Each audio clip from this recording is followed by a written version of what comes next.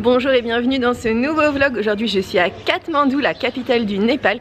Et là je me rends pour prendre mon petit déjeuner. Compliqué de trouver un petit déj parce que à cause du festival tout le monde a fait la fête très tard. Et donc du coup toutes les boutiques sont fermées. Ici les boulangeries ressemblent à ça.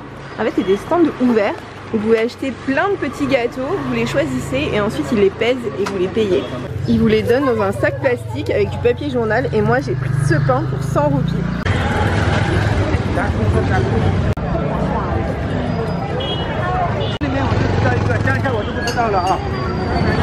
Au Népal porte ce type de chapeau et c'est la première fois que je vois des vendeurs de chapeaux népalais.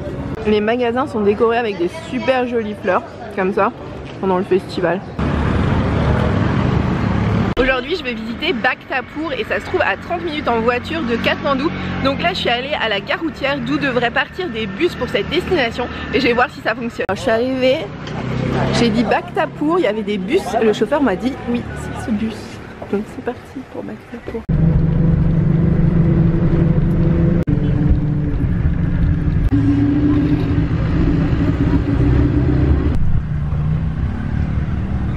Le bus fonctionne hein, mais il a besoin d'essence donc on s'arrête tranquillement à la pompe à essence.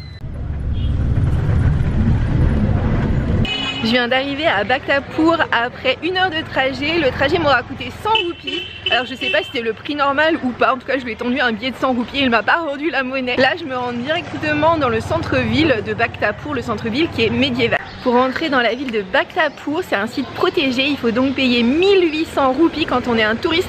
Et il vous donne aussi un petit fascicule d'explication.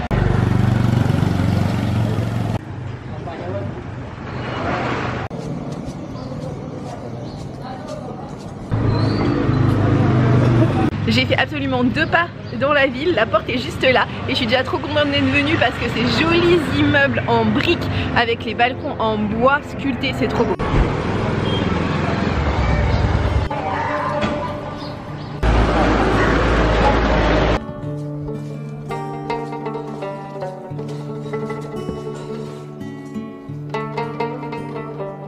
Bhaktapur a été fondée au 8e siècle. Et entre le 12e et le 15e siècle, elle était la capitale de l'état népalais. Et il faut savoir que jusqu'au 18e siècle, c'était un état dans l'état, puisqu'elle était entourée de murs et ses habitants la protégeaient. Et elle a été unifiée avec le Népal qu'après le 18e siècle. Comme il est beau, comme il a l'air ancien.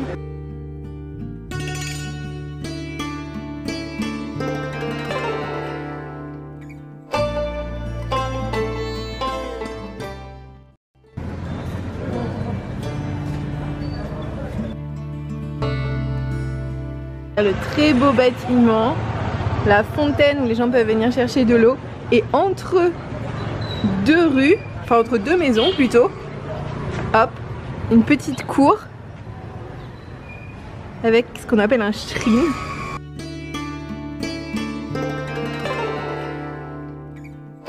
C'est totalement un autre monde. Quand je regarde autour de moi, je vois que des choses très anciennes, comme si tout avait été figé dans le temps. Et très ancienne mais d'un autre univers spatio-temporel, de quelque chose que j'ai absolument juste jamais fait. Je suis sur la place Tomadhi, c'est la seconde place la plus importante de Bhaktapur et surtout je suis devant ce temple qui fait près de 30 mètres de haut. C'est le plus haut de tout le Népal parce qu'il a 5 successions de toits et en fait ces toits dans cette forme représentent les montagnes et c'est vraiment ce type de temple qui a été créé au Népal. Bref, pour en revenir à ce temple, je vais vous donner les détails.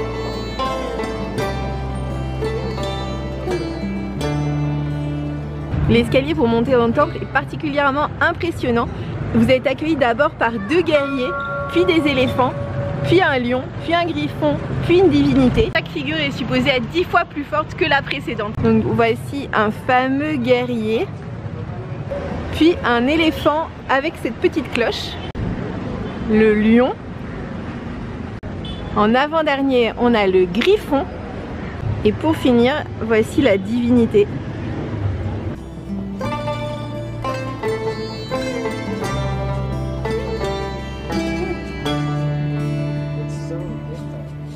Je suis tout en haut des marches de la tour et c'est exceptionnel. La vue est incroyable. Tout autour de moi, il n'y a que des bâtiments qui viennent du Moyen-Âge et qui sont restés en l'état avec des briques et du bois, et j'ai jamais vu rien de tel, parce que des choses du Moyen-Âge j'en ai vu mais jamais au Népal, et là c'est vraiment un autre univers.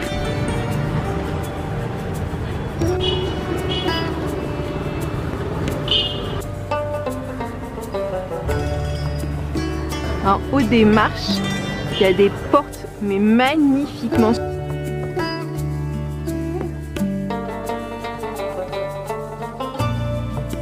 Avec un niveau de détail, c'est incroyable.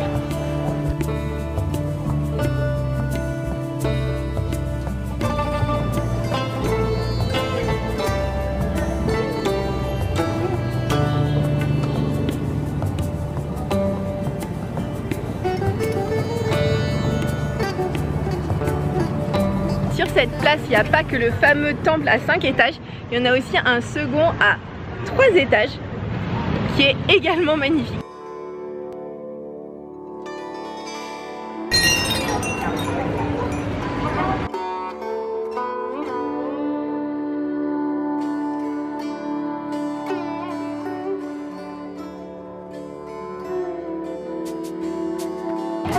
Alors les gens viennent déposer leurs offrandes ici, dans les petits trous que vous voyez ici et ici, et ils embrassent là et là.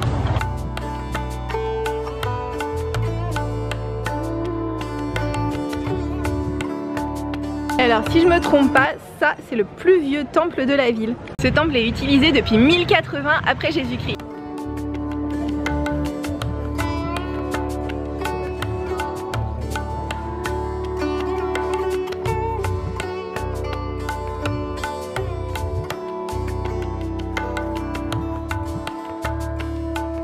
Le tremblement de terre qui a eu lieu en 2015 au Népal a détruit énormément de temples, y compris ici. Donc ils ont reconstruit les plus célèbres et il y en a certains qui sont toujours en cours de restauration.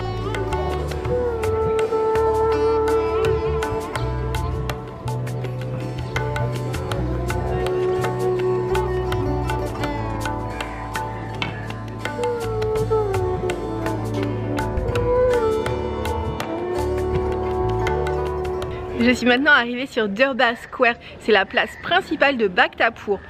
Il y a des tonnes de temples partout, c'est juste magnifique parce qu'ils sont faits de briques, d'or, de métal, de bois sculpté, c'est juste trop beau et surtout ça a l'air d'être resté intact. C'est ça qui est incroyable.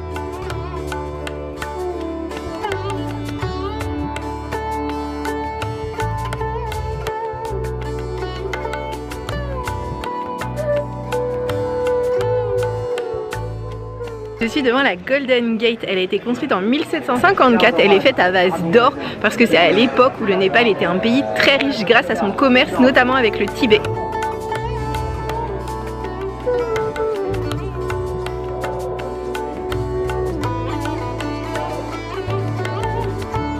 On voit ici des tablettes écrites en écriture de Mala.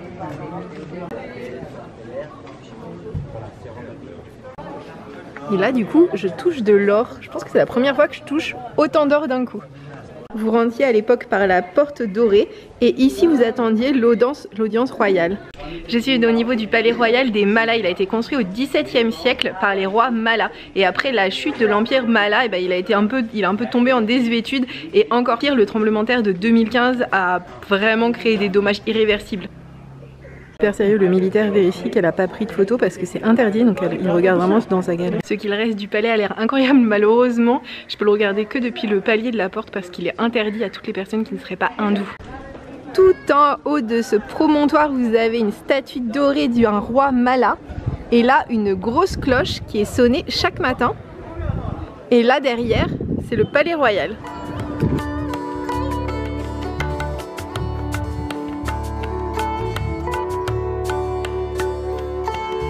Ce temple est hyper différent parce qu'il est tout en pierre.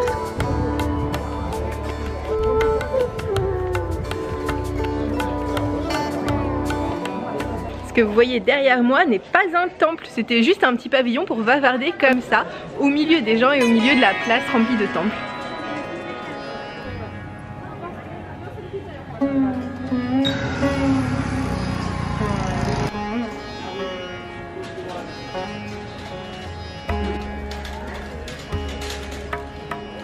J'ai pris un jujudao, apparemment c'est une sorte de yaourt, quelque chose qu'il faut absolument goûter quand on vient ici parce que c'est la spécialité. Bah, c'était un très très bon yaourt et là je vais sur la place des poteries.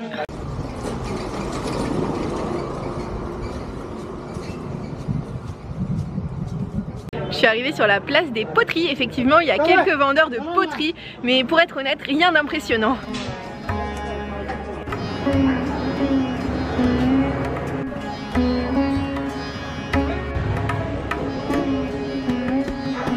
Type de tenue rouge et noir, c'est vraiment la tenue traditionnelle de Bhaktipur.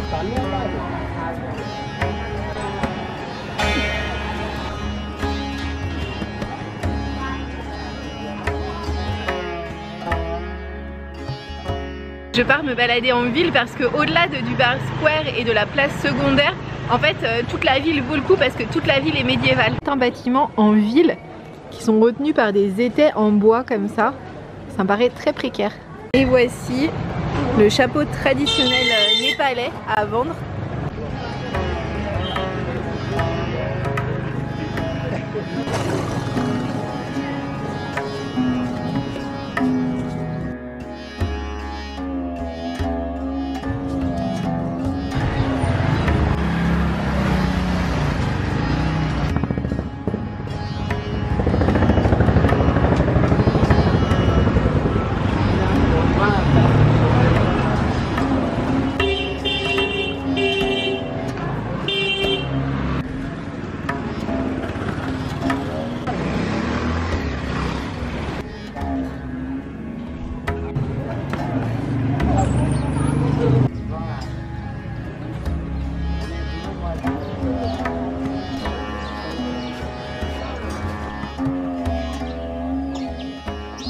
J'étais en train de me balader à tout hasard dans la ville et sans vraiment aller où que ce soit. Et là je tombe sur quoi?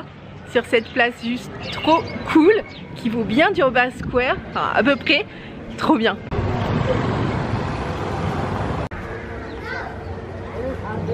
Ce qui est incroyable dans cette ville, c'est qu'à tous les coins de rue, il y a un temple magnifique qui date du Moyen-Âge.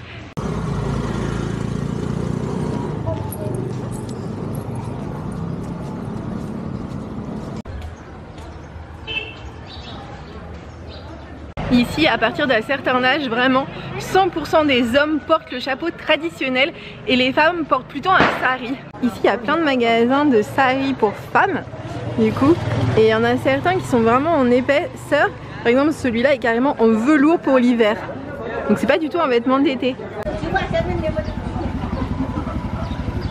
Avec leur sari, les femmes portent principalement des tongs, il faut le dire, mais quand elles n'en portent pas, elles portent ce type de chaussures, par exemple. Il y en a vraiment des très jolis, des dorés. Et évidemment le rouge ici c'est la couleur de prédilection. Je viens de quitter le centre-ville historique de Bandipur. L'objectif pour moi c'est de trouver un bus local pour Katmandou.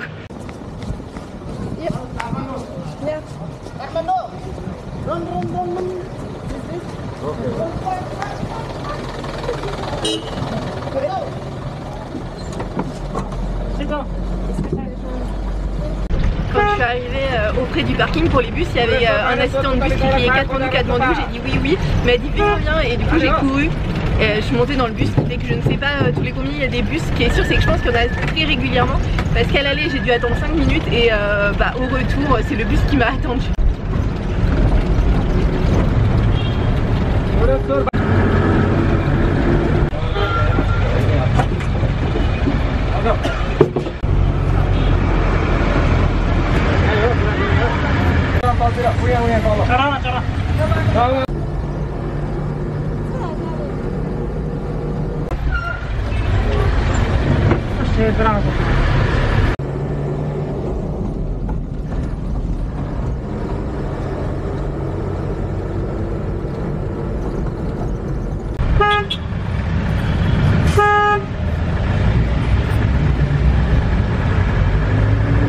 Au Népal, quand vous voulez acheter un ticket de bus, en fait vous montez dans le bus et il y a un assistant du bus qui quand vous descendez va vous demander de payer.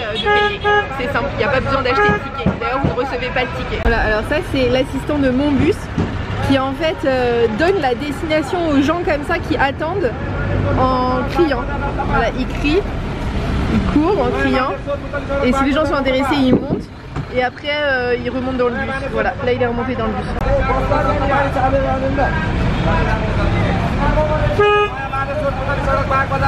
Regardez sur l'application de taxi de Katmandou, le Uber local, et ben, ça m'aurait coûté 1100 aller et 1100 retour, donc 2200 roupies pour faire l'aller-retour en taxi.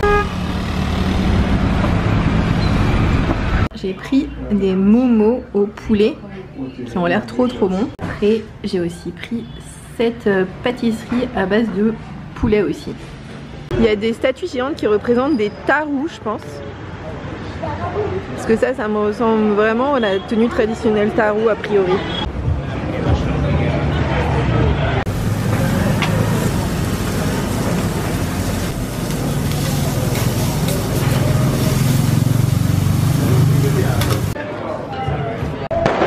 C'est sur ces magnifiques images liées à la fête des Lumières que je vous quitte pour cette semaine. Merci beaucoup d'avoir regardé ce vlog jusqu'ici.